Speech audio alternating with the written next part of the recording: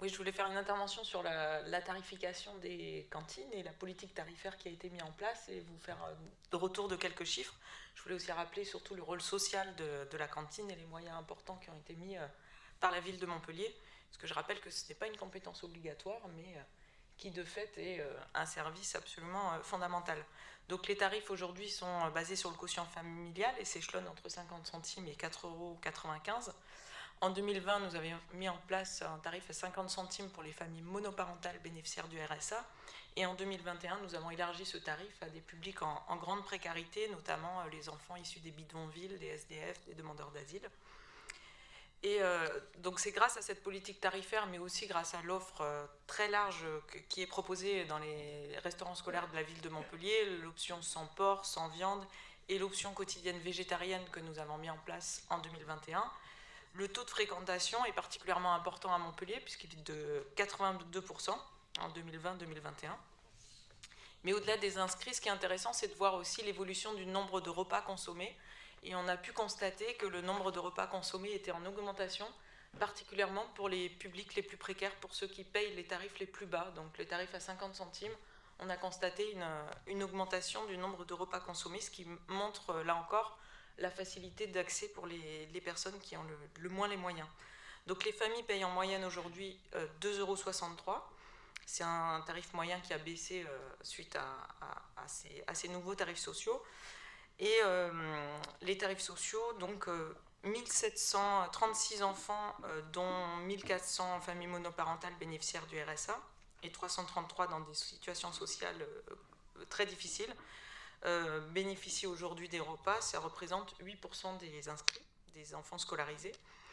Et pour le tarif le plus bas, donc à 1,75 €, ça représente 18% des inscrits, soit 3867 enfants. Donc voilà, ça montre aussi ce rôle social et l'aide alimentaire que peut apporter la restauration scolaire. Je tenais aussi à rappeler que le coût des repas portés par la ville de Montpellier s'élève à 9 € si on tient compte de la fabrication du repas, la distribution, et ça va même jusqu'à 12 € si on prend la prise en charge totale de l'enfant sur le temps du repas.